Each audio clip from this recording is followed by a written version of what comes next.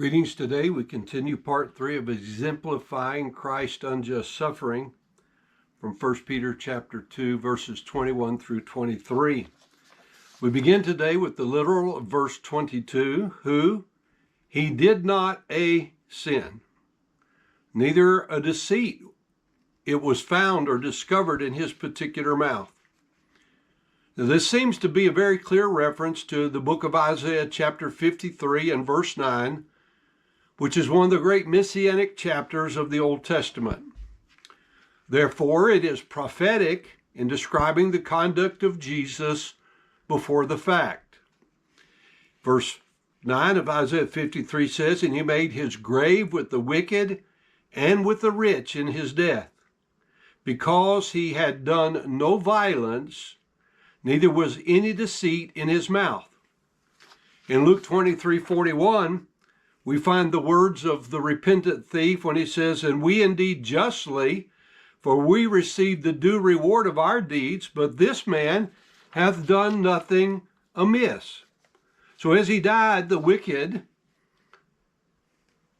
he died with the wicked, being crucified between the two thieves, as Isaiah 53:9 states. And we hear the testimony of this repentant thief.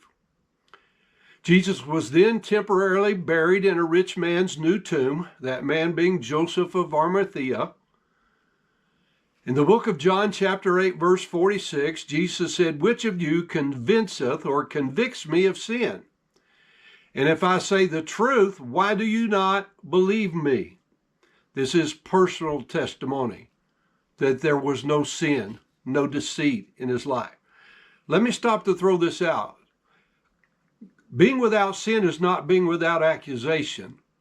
They accused Jesus of doing and saying many things wrong, but he said nothing could be proven, not in man's court, not in God's court. You'll remember that even Pontius Pilate, after examining him, said, "I find no fault with him."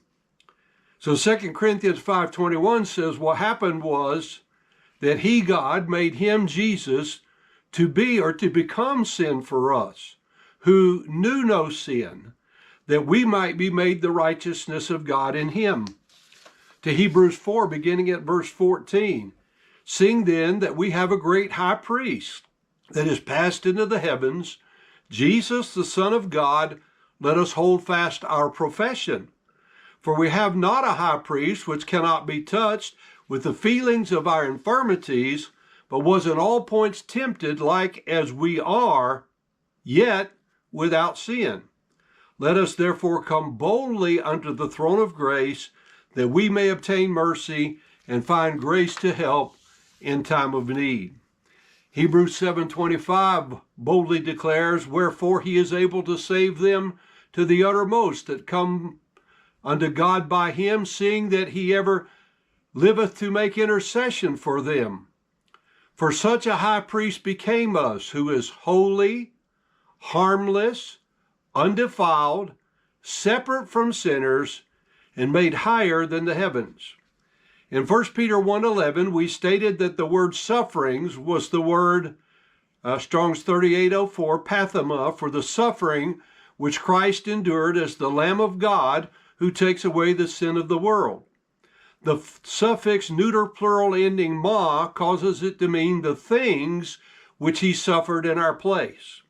So that brings us to the literal of verse 23, who being reviled or reproached, he was not reviling or reproaching in kind.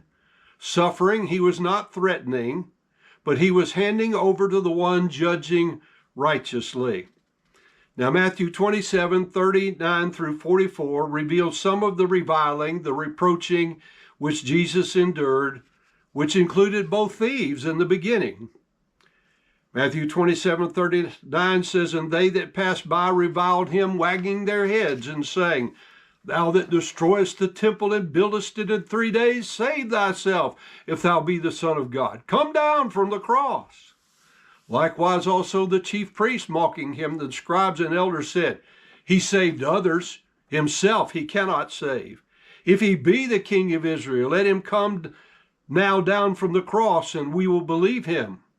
He trusted in God, let him Deliver him now, if he will have him. For he said, I am the Son of God. The thieves also, which were crucified with him, cast the same in his teeth.